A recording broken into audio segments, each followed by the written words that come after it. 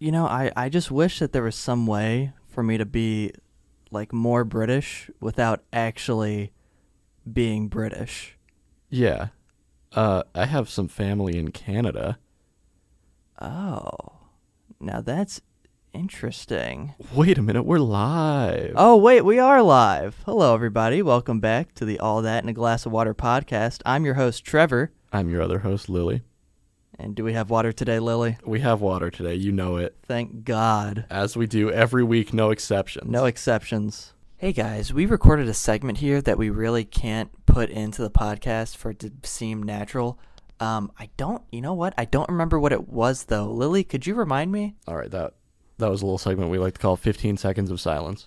That's got to be my favorite segment that we've done so far, and I think that we should expand it to be, we could do a 20 minutes of silence segment. I think that would be pretty entertaining. Yeah, what if we release that one on July 22nd, 2037, the day I die. And then I won't be able to talk regardless. Yeah, there we go. And then I could sit across from your dilapidated, maggot-infested corpse. Oh, I'm having my corpse sent into space. Not before I put maggots in it. Well, that's an extra part of the experiment for the scientists. They get to find out what happens when maggots go on the space corpse. Do you think have there been flies in space? I think so. I think that was one of the first ones they sent. Really? Yeah, that was pre-dog even. It might have been like a fruit fly. Did the fly have a name? Flick. Flick the fly. Yeah, it did die. Flew to the fire in the sky. Whoa. Yeah. Yeah. Little slam poetry this week. Flick went on a mission to Jupiter to get more stupider, and he blew up on re-entry. He was so dumb on the way back, he couldn't pilot the rocket, and he did die. In Flick's defense, he did not have any, even any hands or like a brain. I guess flies probably have brains, right? Just not after Jupiter, they don't. All right, let's get to the water here. We got some water. This is water from water fountain 5799 in the Chapel Hill undergrad library. Is that actually the number it is? It had a tag on it. That's more for us, so we can go back and be like, oh, we've used 5799 already. Yeah. It had both 5799 and 5800 on it, so we're kind of a double dip this week on water. I'll try to sip just the 5799. You try to sip just the 5800.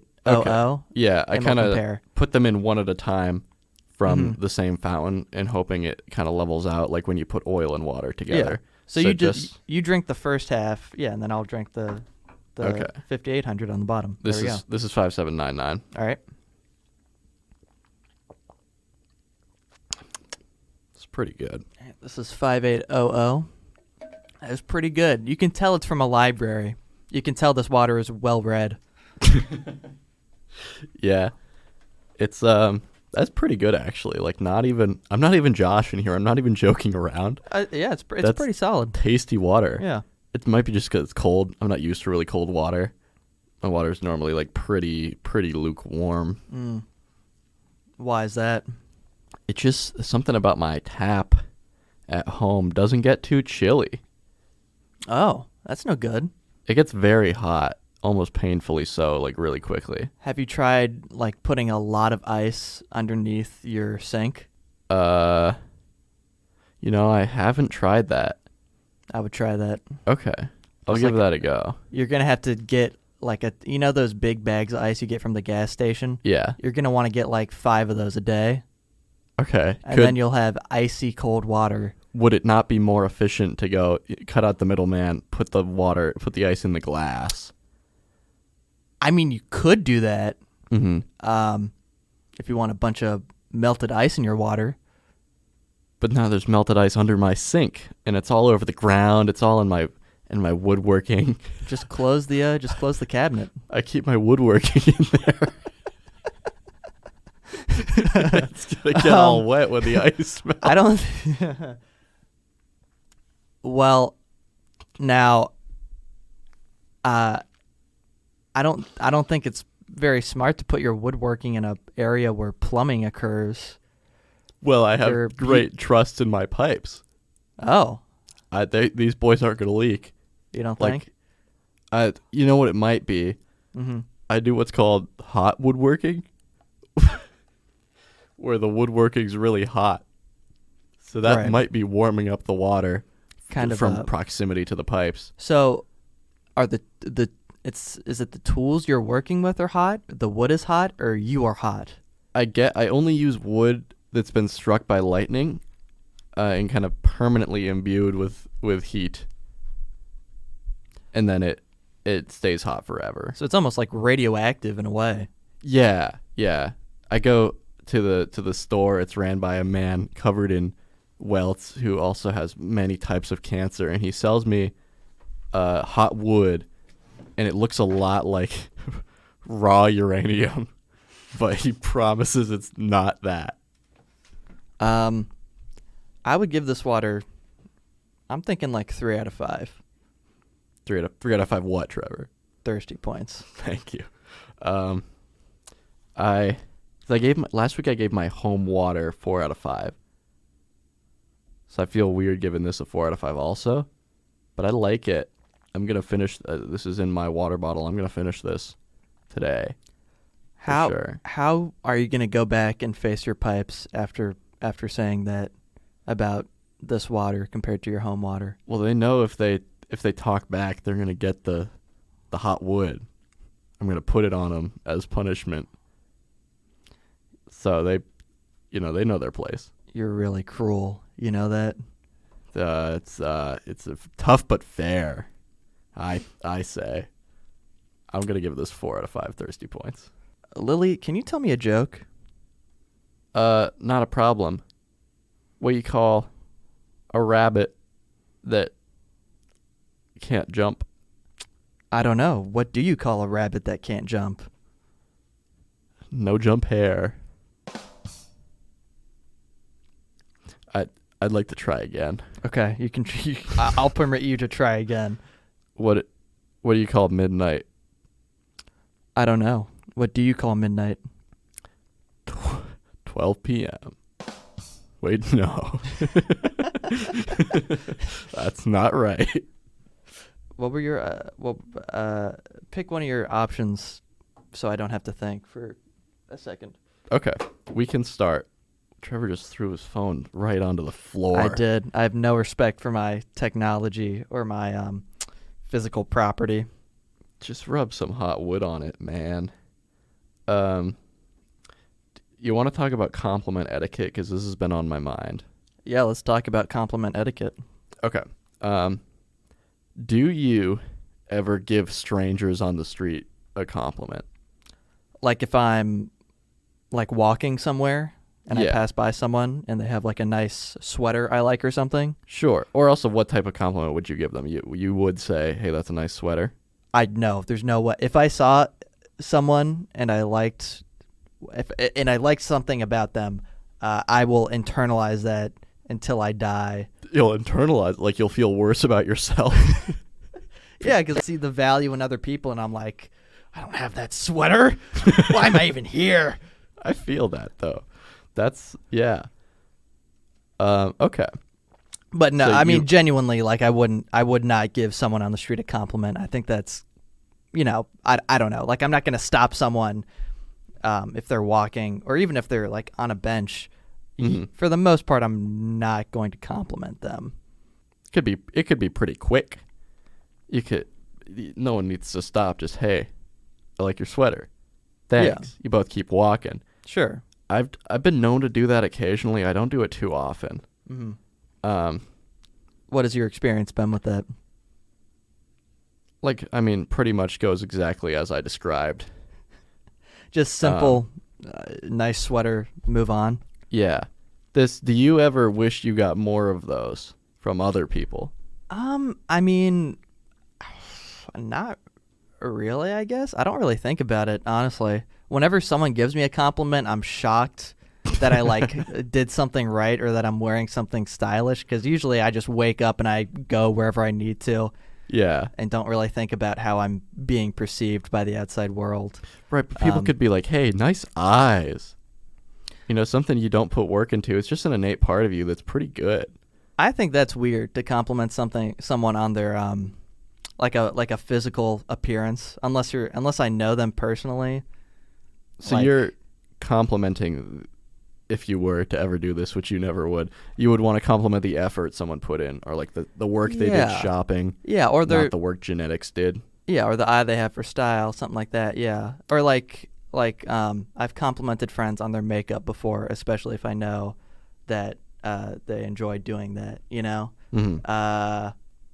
Yeah, I guess I try to carefully place my compliments. You know, like if I know that this is an interest they have, it's probably something they've put work into. I'll try to compliment them there, but generally, like no, I won't compliment someone on their eyes or like I don't know their belly button. Well, what if someone? I would never do this. What if someone's like clearly had like a nose job? People always say like, "Oh, she looks like she's had work done." I never know what they mean. I don't think anyone looks like they've had work done. Some people look kind of weird, but people look weird all the time. Well, I mean, I think that it's mainly like Hollywood people. I don't think, right? I mean, I don't know anyone personally who's had major, extensive plastic surgery done without, you know, I guess maybe if you were like in an accident or something and had to have reconstructive surgery. Yeah, you would go around and saying, "Oh, they look like they've had work done," and they have like burns. It's pretty insensitive of you. Yeah, I think that's a good way to go about it. Because when I was thinking about this, it was that I don't get compliments on the street pretty much ever. Sure. I think people don't want to talk to me. I think I have a threatening aura. I don't think it's that people don't want to talk to you. I think people on the street are just doing their own thing, you know? I don't know. I've been with people in public who get so many compliments in public, like every time we go out. Right. Which was always weird to me. And I was like, how come when we're a pair, we're a duo out here, only you get the compliments? And it's like, well, I look unremarkable, I guess. Or I did at the time. And yeah, because they were clearly making some bold choice, which I guess is what you got to do if you're looking for more public stuff. Definitely, yeah. Yeah. I was just like, I don't know. The only time people compliment me, and it's people that I know, will be when I'm clearly putting work into clothes, particularly feminine ones, because people know I'm still struggling with it. And I do like when people are like, "Hey, you put those pants on correctly." They don't say it like that, but that's what the compliment means to me. It's like, "Oh, hey, the hole in those jeans doesn't go over your dick. You got it right." Is that a thing that's different between men's and women's fashion? Well, like when there's ripped jeans. And I'm like, well, what if I need to pee? So I used to have a tendency to put kind of align my penis with the rip in the jeans. But those are normally around the knee. Wait, the rip would be so there would be a hole in your jeans and it would be over your penis and your penis would be but it was out like flapping? Like, what do you mean? Well, no, I wore underwear. Just like how, jeans have a zipper. Yeah. But I was like, there's a rip right there. So I put one leg in, fold the other leg up so as to put my penis through the hole. And then one of my legs is fully bare. And people did the opposite of compliment me on that on the street. They were running. They ran away. Wait. Are you saying that you put one leg in one pant and just your penis in the other? Is that what you're saying? Yeah, that's what I did. And you were like, where's the third hole? I don't understand. There should be 3. Yeah, and that's why I appreciate, now that I figured it out, I watched a couple of YouTube videos that were how to wear women's jeans, and it was the same. That was the main issue, is when I was kind of figuring out this whole new clothing style. It's you wear them the same as regular old bog standard men's jeans. Right. So really there's little difference between men's and women's jeans. Yeah. I'm spending a lot of money. That's not a joke. I'm wasting so much money. Really? Is it like a lot more expensive? No, they're the same, but just I bought the set of jeans I have like 10 years ago. Oh, right. I just haven't, maybe like 7 years ago, and that was the last time I grew significantly. Yeah. So like I've just been going on the same, because jeans I'm still getting are like $60, but I stopped spending that money so long ago, and now I need to build a whole new set of jeans, just because they say they have written on the butt for women only, so everybody knows they're talking to the real deal. Hell yeah. Plus, then you got everyone staring at your ass. That's and right. That's just going to get you more compliments. Yeah. If someone has like one of those pants that says juicy on their ass, can you say like, hell yeah? Can you say something to them about how they're right? Yeah. Hey, that's dripping right there. That is, you're right. Hey, get a napkin. It's everywhere. What are you doing? Come on. Have some respect for your surroundings, please. Gosh, I'm going to slip in this. I'm going to get jeans that say dry. So everybody knows they're dealing with hygienic, clean, no dripping here. Can make a gravy out of that ass. You could reduce that ass down into a syrup.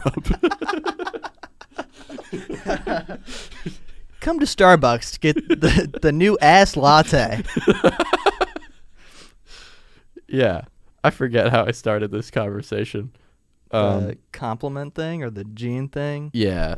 That's our opinions on compliments. Yeah, I don't know. I mean, I think that very much is like a cultural thing. I think women get more compliments just in general. I'm curious, whenever you're with someone and they get compliments, who is complimenting them? That's another important distinction. It's either other women complimenting, these are women that I'm with getting a lot of compliments, or if it's another woman complimenting them in a genuine way, or a man doing it, and it's almost always weird. Yeah. Which is not just because it's a man doing the compliment, because they pick worse stuff. They would say, hey, that ass, you could make a syrup out of it. Yeah. Even if they don't write juicy on the ass. If I like got a stack of flowers, like a bouquet of flowers rather, and I started going out onto the street and saying, "Madam, you have the most enchanting eyes I've ever seen." Yeah. Do you think that would work? Do you think that I would get their number? Or their address at which I can call on them?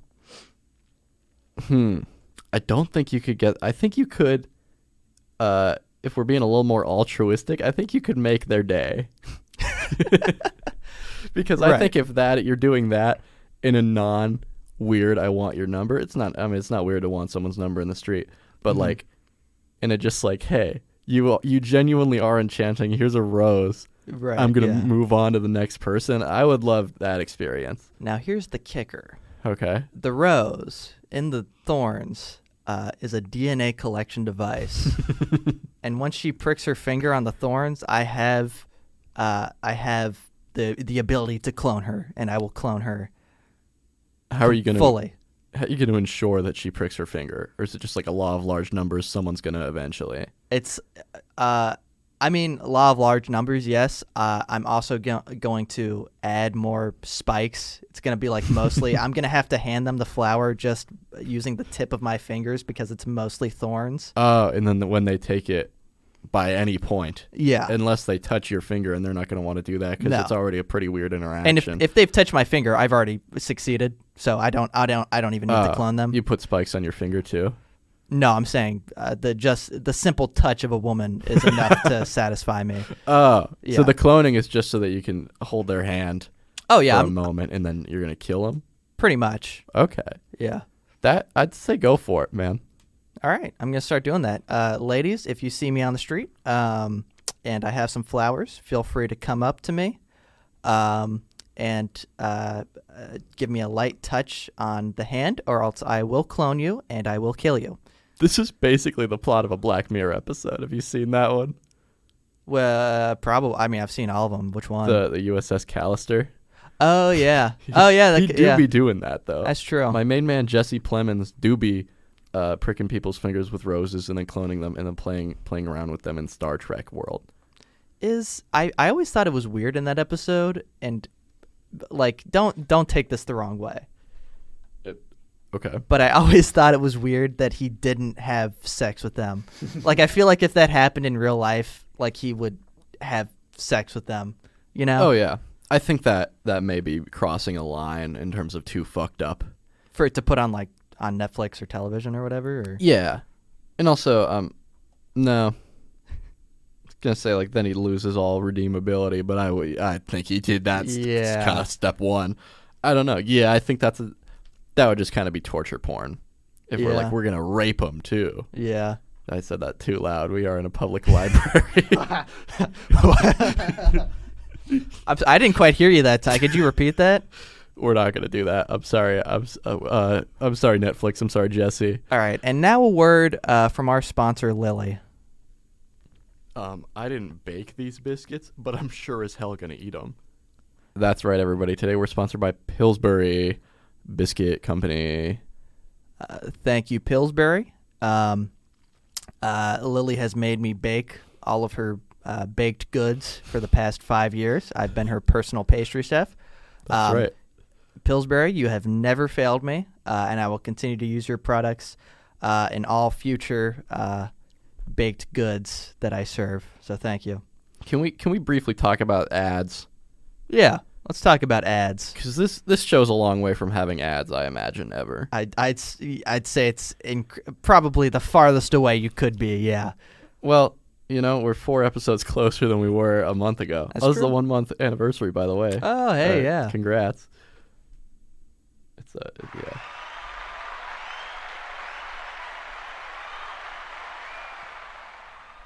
This is also for the 1 month anniversary. This is the soundboard spectacular. Oh yeah, yeah. Okay, ads. Ads. I hate podcast ads. You know what? I gotta say that I hate podcast ads too. I don't like that one because it's just really loud in my headphones. It hurts my ears. But it's really funny. Oh. The podcast Dear Hank and John. I know it. I have not listened to it. I do watch their videos pretty regularly, though. So yeah, they have this bit on the podcast where they run very few ads.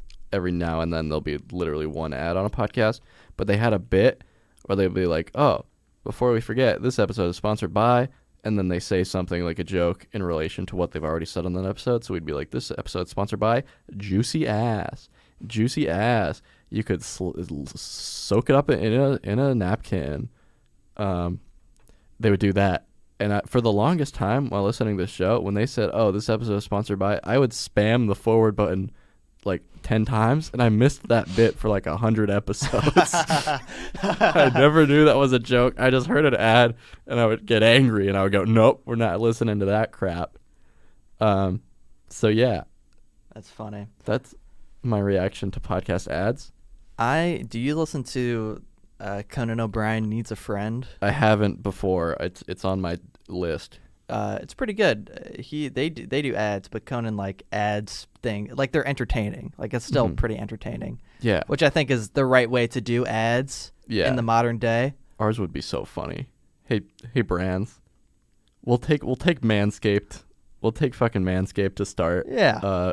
It'll be really funny. Just give us an email. Our first email ever. It's gonna be. We want to pay you $3,000. We're gonna get them like 5 sales guaranteed though. For sure. That's 5 guaranteed sales. Yeah. What were you saying about Conan? They're just he just reads. They're just entertaining, and I think that's the right way to do it. Yeah. You know what I think is interesting today is that I feel like back in the olden days of television, sometimes you would get Johnny Carson, holding up a big thing of snow peas or whatever. He's advertising the plant snow peas? Well, like the Green Giant, yeah, whatever. Oh, okay. No, he's like, hey, the snow peas. They came to me. From the mountains. It's my Johnny Carson impression. The snow peas came to me from the mountains, and they told me that I had to advertise for their consumption on my Tonight Show. The podcast My Brother, and Me does similarly funny ads. Mm-hmm. I mentioned this because yesterday I was focused on driving, and it was a stressful little moment, so I didn't want to move my hand to skip the ads. Turns out they're really funny. And I've listened to like 200 episodes of that show. I've skipped the ads on every single one. They got some killer bits in there. You know what? This segment's been too much advertising for other podcasts. Don't go anywhere. Don't go anywhere. Don't you dare listen to something else, okay? No. If you're going to listen to something else, put in a different headphone in your other ear and listen to it at the same time as us, okay? That's right. Maybe try a Raycon headphone. Use code BEEF to get 50% off your Raycon earbuds. 50%? 50% off. That's Whoa. right, folks. You will, however, have to buy them one at a time, and they are they've doubled the price. So each one is the same as two would have been before, but they're now 50% off. Plus our $5 finder's fee. And you have to pay that directly to us. They won't process that on the Raycon website, so you're going to want to send that $5 directly to us in the mail. Yeah, we got P.O. Box. You're going to call up your local mail directory. You're going to say, where do I get to Trevor and Lily? Mm-hmm. They'll say that, and then they'll redirect you. Yep, they'll lead you to the back, and we will be sitting there ready to receive your money. That's right. Any state, any city, any time. We are in every post office in America. Run. I have a story I wanted to tell this week. Okay. This is kind of a personal story, so I figured I'd tell it on our podcast. These are the best ones. I just love learning more about you, you know? I love learning more about me too. And that's why, I had a very interesting weekend this weekend. Mm-hmm. We were supposed to see a show on Friday, I think, which did you go to that? No, I didn't go to the show. Anyways, I ended up canceling because I was up all night the night before, but I wake up around 9, right? And this is a Friday night. I have absolutely no plans. So as I do very often, almost every day, I go on the internet and just start just finding shit, whatever. Mm. And I come across a local arcade. Oh boy. And this isn't just any arcade. This is a pornographic arcade. What? Yeah. It's a you heard what me right. now? It's a pornographic arcade. That's crazy. Now, these things were really popular in like the 90s, 2000s, I'm pretty sure. That's like their peak of popularity. Okay. And basically what it is you can go in there and for some fee, or for some fee, you can go in there and you can watch pornography and like either your own little booth or like a theater or something. It was for people who didn't have like a home computer, or maybe their home computer was in too central a location. But this is a place you can go to watch porn if you want to do that. You're allowed to masturbate and maybe even if you're lucky come in there? Yes, you are. Wow. Where does the arcade part come in? Is that just what they called them? Well, I'll explain in a moment. Okay. So that's basically what it is. And you would think that these things would be gone by now, right? Because everyone has a phone, everyone has a computer. We all got a phone, we all got a bathroom, we all got a backwoods. Exactly. I could watch porn right now if I wanted to. Hey, free country, baby. That's what I'm saying. I thought you were going to pull your phone out of your pocket. Was that what that joke was? I was about to, but it's over there. Oh, you fool. Your porn is inaccessible now. What am I thinking? Yeah, so you would think they would be, but they're not gone, right? They still exist. Wow. Let's go record a podcast there. That's actually an idea I had. I think we should do that if we ask. Anyways, I decide to go to this thing because I'm not doing anything. Yeah. I'm a deviant. I'm a leech on society. So I figured, these are where my people are. I should go here. Wait, you really went there? Yeah. My brain stopped working for a second. Holy shit, that's awesome. No, actually, I didn't recognize that's crazy. So though. So it's like 10 o'clock maybe by this point, and I get there. It's about half an hour away. I walk in, and so I drive there, right? I have to drive there, and it's like in this. It's like it almost looks like it's like Area 51 because it has this weird fence around the parking lot. So it's so that none of the homunculi that people make with their sperm get out. That's right. You have to keep those beasts contained in the back. Yeah. Yeah. So I get there. I walk in immediately. There's just a whole wall of porno DVDs. Let's go. Never seen a porno DVD. Oh yeah. Well, yeah. I guess why would you have? Yeah. It's always been analog for me. I'm listening to porn wax cylinders. They really did it right in the 1800s, didn't they? They did. It's a shame. That Thomas Edison, sexy voice. Good God. Gosh darn. But they had a bunch of dildos too. They had a bunch of sex toys, as you would guess. Can you that you could buy and use in there? I guess if you wanted to use them in there, yeah. Were they for rent? They were free actually. It's just kind of it's an honor system. You just hang it up back on the wall once you're done. Oh, nice. You give it a little dip in the they have a sanitizer solution there. You just dip it in and then hang it back up. Wow. That's awesome. No, that's not true.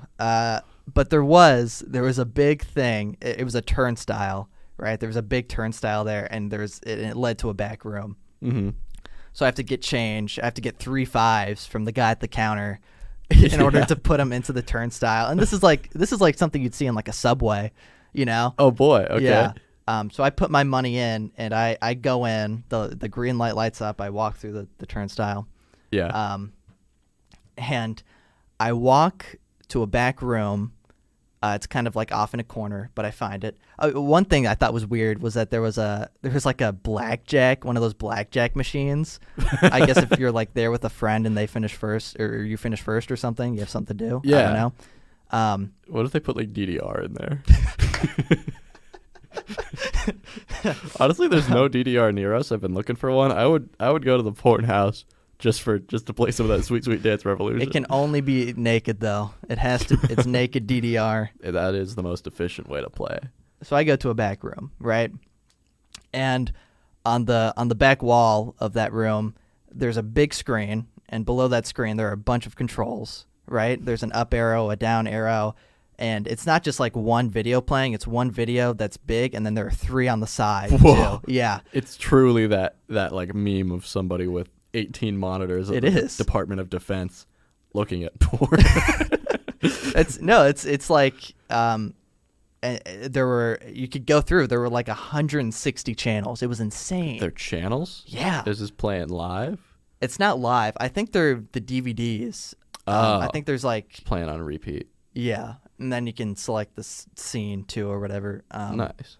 But I get into this booth, and I notice on the right that there's a hole in the wall. This is not a joke. This is not. This, you gotta this swear actually on happened. your life you're not joshing me. I swear on my life I'm not joshing you. Did you do it? Well, at first I was like, oh, well, I can poke my thingy through and get some sexual pleasure, right? Yeah. But then I turned to my left, and there's another hole, and that's when I realize I'm on the action end of this thing. Does anything? Well, it could be kind of a chain thing. How wide is the room? It's pretty small. It's pretty narrow. Could one person use their mouth on one of the holes and then have their no bend their dick backwards into the other hole? I mean, it's if Mr. Incredible was having trouble with the Invisible Woman, maybe. But that's the only scenario in which I can see that working. The Invisible Woman in the Incredibles universe is his daughter.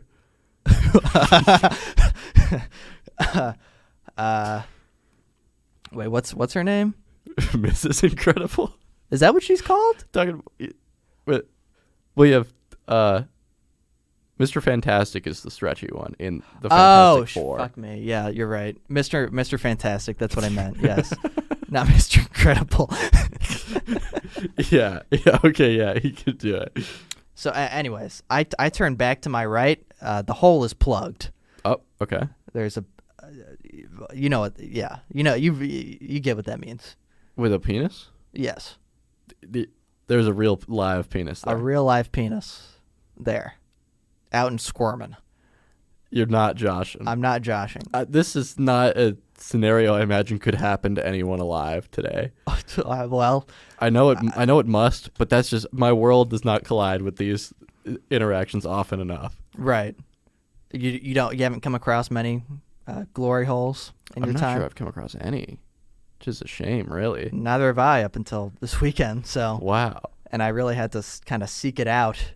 Yeah. No, I well, wasn't even seeking it out. It was just This room didn't have a label for like dick sucking time. not really. You know what else was weird was I got out of there as soon as I saw the penis. By the way, that's not what I came there okay. to do. I left. I went to a different booth that was private. Yeah. Did not have the holes, but there were a bunch of guys just standing around, and I thought at first they worked there, but then I was like, "There's no. This is like 6 or 7 dudes. Oh my god. They can't afford to pay all these people at least $7.25 an hour. There's no way." Yeah. So I'm pretty sure they were just there to like you could invite them into your booth with you or whatever, which is cool, I guess that's something nice. you can do. Interesting. Is that not prostitution? Well, they're doing it for free. Yeah, they're doing it for free. They're doing it for their own pleasure. Oh, okay, cool. Yeah, nothing illegal about that. It's just a sin. So I should go to this place. no. Why? Because I got into my own private booth and there were tissues on the floor. Yeah. I went to change the channels. It was like slimy. Yeah. It like made me want to vomit. I couldn't stay there. I had to leave. That was $15 wasted. It's $15. It was $15. Yeah. Just to get in the door. Just to get in. Yeah. Wow. Now there were other back rooms that I didn't have access to as part of the main back room. So other thing, they like hold events there. So I think we could, if we wanted to, we could record a podcast episode there if we paid them enough. How much? I don't know. We'd have to get into contact with them.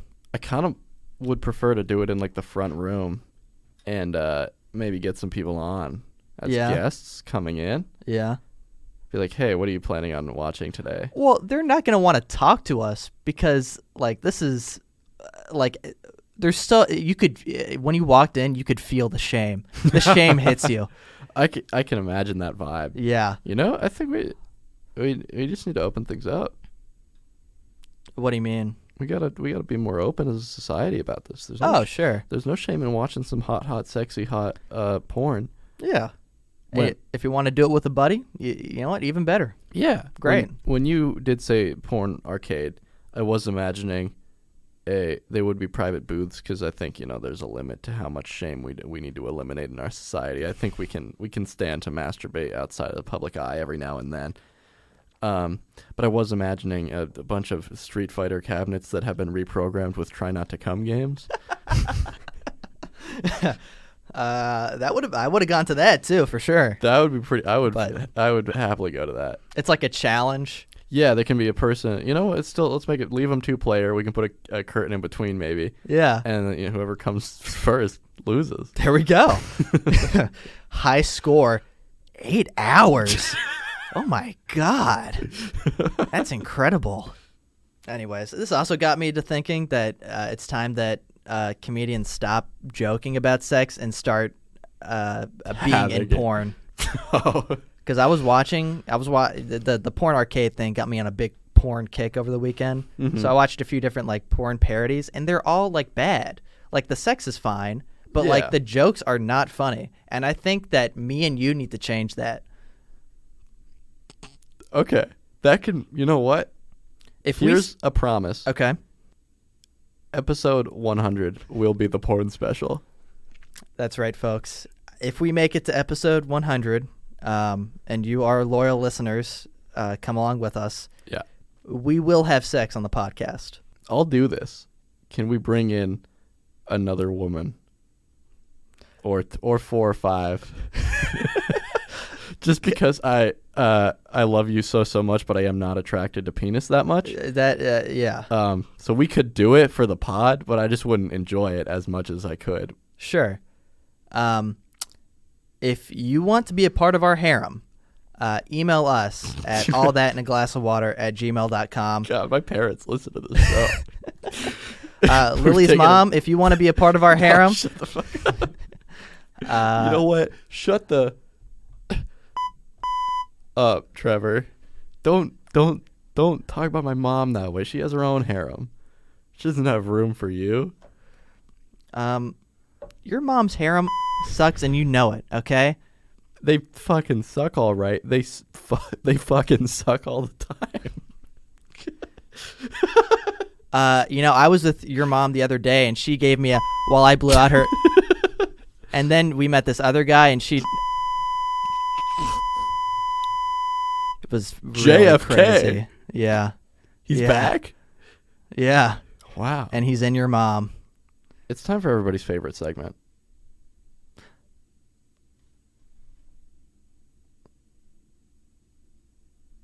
Which one are you going for?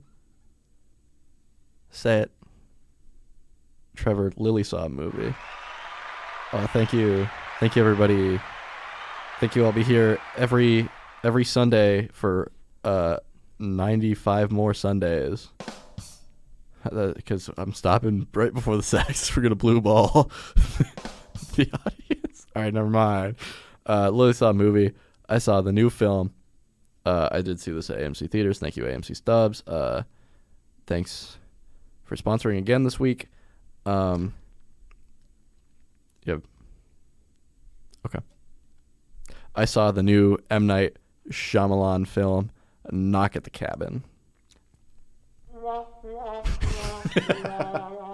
Those are my feelings exactly. I was going to be very, very harsh on this movie. Tell us about Knock at the Cabin. There's a... Wait. Whoa. This is just like the hit M. Night Shyamalan film starring Dave Bautista, Jonathan Groff, Rupert Grint was in it. Oh. Nice to see him doing more stuff. He hasn't really done any movies since the old HP. Yeah. He was pretty good. Did he cast any spells in this film? He cast a spell on my heart. He played a violent homophobe who dies. Yeah, so spoilers for Knock at the Cabin. It made me mad. It was 1 out of 5 thirsty points to start. Oh, no. But brief recap of this film. This couple and their daughter are at a cabin, and then a group of folks, including Dave Bautista and Rupert Grint, show up, and they say they have to sacrifice one person in their family or the apocalypse is going to happen. And then every time they say no, they kill one of their group, not the family. Like Rupert Grint gets murdered by Dave Bautista and company. So Dave Bautista is the one knocking at the cabin door? Yes. Okay. He and his 3 compatriots are a little death squad here to force these people to sacrifice someone to save the world. Well, not force. It's their decision, and they're like, if you don't pick someone, the world will end. Yeah, that's the premise. Is it true that the world will end? Well, that's kind of the question of the film. I don't know. It's M. Night Shyamalan, right? So you expect a twist. You go in expecting there's going to be some Sixth Sense twisty business.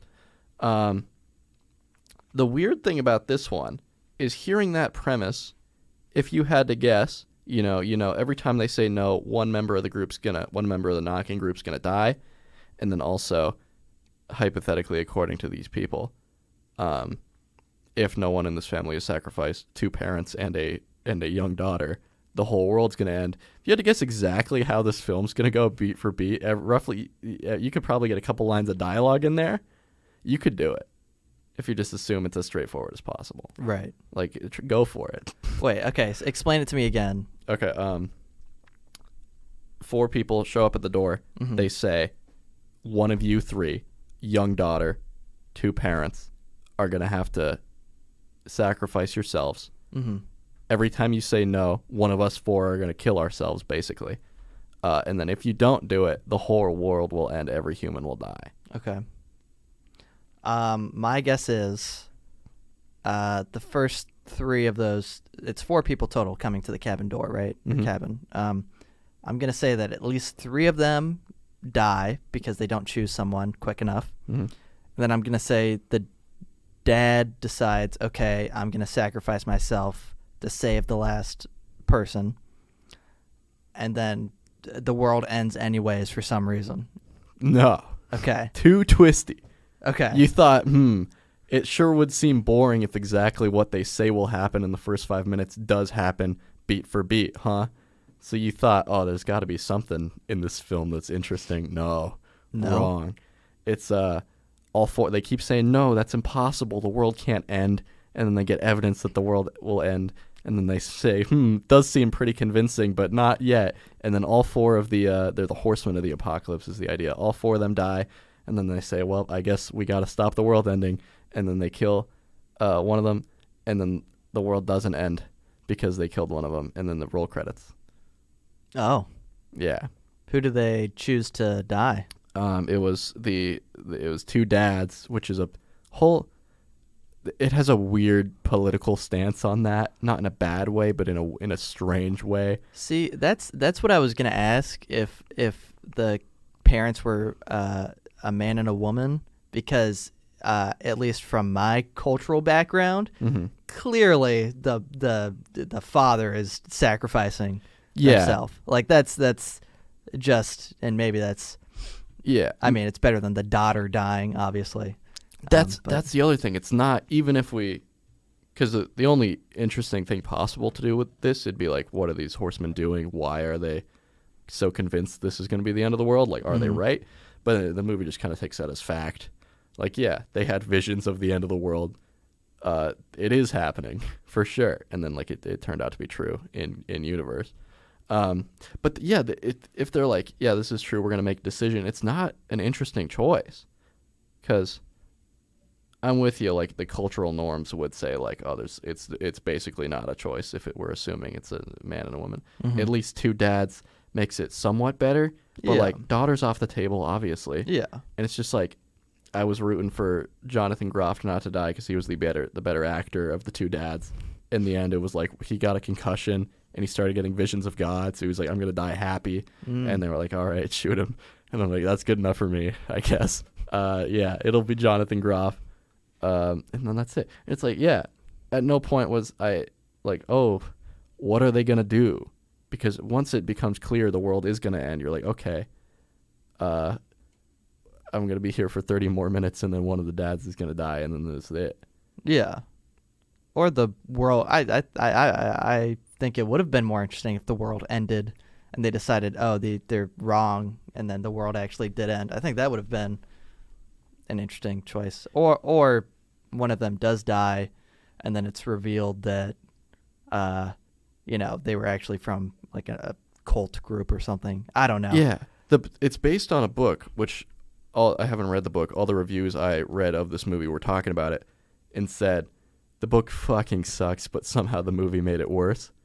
And the ending of that one was in a little scuffle, they accidentally shot the daughter and she died, and they were like, oh no. Well, at least dilemma's over. Yeah, that's more interesting to me than what you just described with the dad dying. Already, but it gets even better. Okay. Now, they made the book sound pretty good, even though they were all qualifying, like, this book's terrible, don't read it. But they were like, and then, because it was an accidental death, they didn't willingly sacrifice her, it doesn't count. Oh. And now one of them, again, is going to have to die.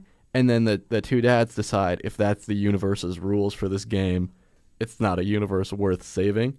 And then they don't kill anyone, and the world does end. See, they get to live. That's also a fun thing. They just walk around the empty earth, which is kind of enjoyable. That is way more interesting to me than just one of the dads dying. I've run out of thoughts that I want to say on our comedy podcast, because I could get more serious about my opinions on like the politics of it and why it rubbed me the wrong way with how they use these gay characters. But I don't think that'd be funny. So let's... Don't see Knock at the Cabin. Don't see it. Don't watch it. Between me and you, someone knocks at the podcast studio door right now and goes, one of you has to die or the world will end. Okay, yeah. Let's say, thought experiment right now, we have to hash out which one of us is dying. I think it should be you. I was also going to say it should be me, so that works out really well. All right. Lily is now dead. But the world is saved. I didn't bake these biscuits, but I'm sure as hell going to eat them. The world, including Pillsbury biscuits. Thank you, Pillsbury, for sponsoring our podcast. And thank you to the Pillsbury Doughboy specifically for acting as our child. Because we cannot have one. That's right. We accidentally shot him just like in the book that Knock at the Cabin was based on. Oops. Whoopsie doopsie, but it didn't count, and we aren't particularly sad. Nope. Especially because the shot went right through the little doughboy, and he's fine now. We just patched him up with more dough. That's right. It struck our biological human child standing behind him. That's right. And he is dead. But we're going to be able to afford his funeral because we got a message from Pillsbury. Okay. It's time for another segment of We Have an Excess of Knowledge, Please Help. This week's person we're giving advice to is Ryan from Weddington, North Carolina. And Ryan, beautiful town. Beautiful, absolutely beautiful, stunning dogwood trees. Ryan needs help today because he had a test recently and it did not go very well, and he is feeling stressed out about it. Lily, how do you deal with the crushing defeat of doing poorly on a test? I was going to say I've been having a lot of experience with this lately. I have not because I'm very good at tests, but because if I know I'm going to do bad on one, I don't take it. And you don't get the crushing defeat when you get that 0 if you know it's because you didn't go. Yeah. Because you didn't try. Yeah. So my advice is stop trying, Ryan. No, that's Ryan, bad advice, and don't do that. Give up. Give up. I know you're in several math classes. I know you're good at calculus, okay? You're never gonna be able to purchase land if you show someone what the area under a curve is. You just can't. Okay? No.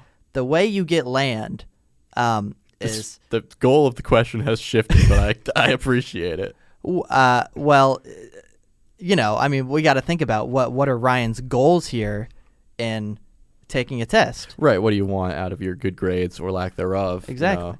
What's the consequences of this bad test, really? Exactly. That's my real advice. Examine what are the actual consequences. You'll find they're not that big. But how do you I get would land? disagree. I think that the consequences are overbearing and huge, and that if he fails another test, he will be out on the streets. So, Ryan, the way you acquire land is through pillaging or purchase. Now, you're probably going to want to pillage because the purchasing requires money. And you aren't getting any of that after your results on that last test. No. There's no way we can trust you with money after you did so poorly on that math test, quite frankly. The bank is going to stop you. That's right. So what you need to do is you need to go to your local metal smith and you need to buy a big sword. And you're going to want to knock on a home, maybe in a local neighborhood, and say, "Hello. Please give me all of your house and your land and your woman." Well, I don't particularly want to, but what's that you got held behind your back there? Why, this is a traditional English longsword. It could slay the largest beasts in all of Europe and parts of Asia. You made one mistake coming here, Ryan. Oh, did I? I have the largest beast from South America here. Here it comes, Ryan. Better run back to your math teacher and do better on that test. That's right. Oh, ching, ching, ching.